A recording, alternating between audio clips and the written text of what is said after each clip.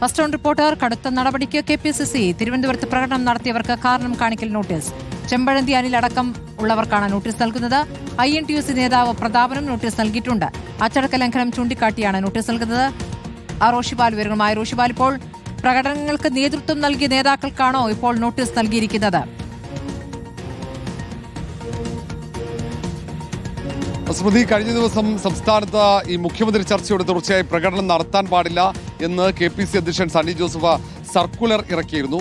അതിനുശേഷം നടന്ന പ്രതിഷേധ പ്രകടനം എന്ന നിലയിലാണ് തിരുവനന്തപുരത്തെ പ്രകടനത്തിൽ പങ്കെടുത്തവർക്കെതിരെ അച്ചടക്ക നടപടിക്കുള്ള നീക്കം KPCC തുടങ്ങിയിരിക്കുന്നത്. ഇപ്പോൾ 15 കോൺഗ്രസ് നേതാക്കൾക്കാണ് കാരണം കാണിക്കൽ നോട്ടീസ് നൽകുന്നത്. അതിൽ ഏറ്റവും പ്രധാനപ്പെട്ടത് KPCC അംഗമായ ചെമ്പഴന്തി അനിലാണ്. ഒപ്പം INTUC നേതാവ് പ്രതാപൻ, കൈമനം പ്രഭാകരൻ അടക്കമുള്ള പ്രധാനപ്പെട്ട തിരുവനന്തപുരത്തെ നേതാക്കൾക്ക് നോട്ടീസ് നൽകുന്നുണ്ട്. കൂടുതൽ പേർക്കെതിരെ നോട്ടീസ് നൽകുമെന്ന വിവരങ്ങളും വരുന്നുണ്ട്. പ്രധാനപ്പെട്ട ഭാരവാഹികൾ ഉൾപ്പെടെയുള്ളവർക്ക് മാത്രമായിരിക്കും നോട്ടീസ് നൽകുക. അതിൽ പോഷക സംഘടനാ ഭാരവാഹികളുണ്ട്.